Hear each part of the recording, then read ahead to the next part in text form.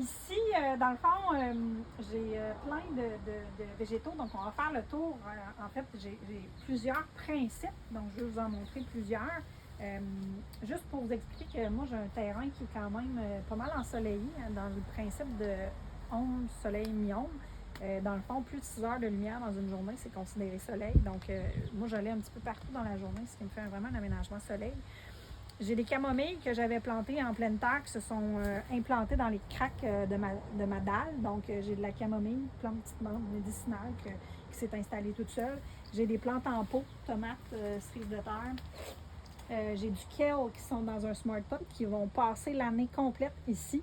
C'est un test pour voir si, à cause que je déneige mon secteur l'hiver, voir si ça va fonctionner. Juste en arrière de toi, dans le fond, j'ai de la ciboulette. On voit qu'il y en a une que j'ai bottée. J'ai fait une bonne sauce à spag avec de la ciboulette hier. Alors, ma ciboulette est vivace, elle est implantée là, même si je déneige, tout fonctionne bien à ce niveau-là. Ici, j'ai un autre kale avec des piments, avec de la cerise de terre qui a très soif. C'était un test, j'ai pitché les graines puis je savais pas c'est quoi qui allait sortir, c'est de la cerise de terre qui est sortie. Mon kale va rester là toute l'année. On va tester aussi parce que lui aussi est dans le Smart Pot. Et si tu vas un petit peu en arrière du kale, tu vas voir c'est un épinard grimpant vivace qui va à l'ombre. Donc moi je le trouve super beau au niveau de la floraison. Je trouve ça vraiment joli. Je vais t'en montrer un autre tantôt.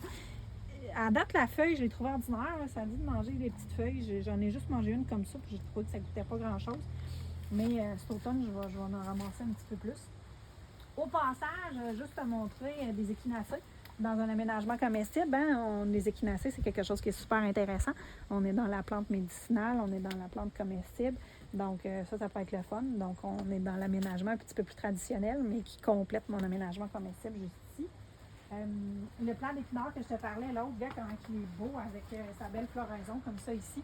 C'est grimpant, c'est vivace. Donc, lui aussi, il est dans le Smart Pot. Comme objectif de voir, le Smart Pot va rester ici cette année dans l'objectif de voir s'il va fonctionner. Ici, j'ai un petit peu plein d'affaires, des plants de tomates, des plants de basilic. Ça, c'est un plant d'agrumes. Je crois que c'est du... j'ai un blanc. Je vous le dirai, mais j'y repense, mais c'est un agrume. On va voir. Je pense pas que ça va faire de l'agrume un jour, donc on verra. D'autres fines herbes ici, j'ai du romarin.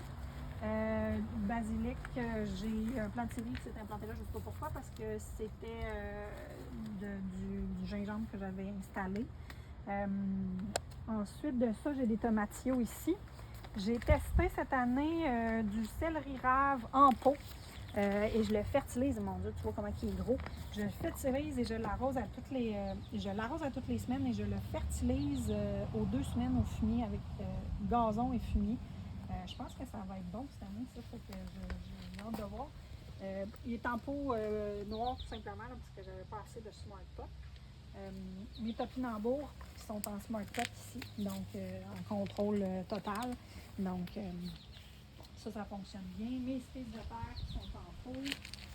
Mes tomatillos, tu vois, sont en pleine terre eux autres. Les cerises de terre, ça fonctionne vraiment bien en pot. Fait que je continue de garder ça en pot. Même chose que mon céleri rave, le tomatillo, excuse-moi, le cerise de terre, je l'engraisse une fois par 2 semaines ou mois avec du fumier de poule et du gazon. Donc ça me sert de paillis, ça me sert de nourriture en même temps. Ça fait quelque chose de bien, ça me demande juste d'arroser une fois par semaine. Puis le reste, c'est de récolter régulièrement.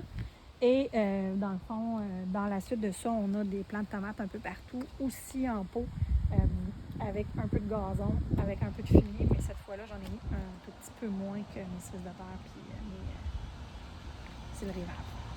Voilà.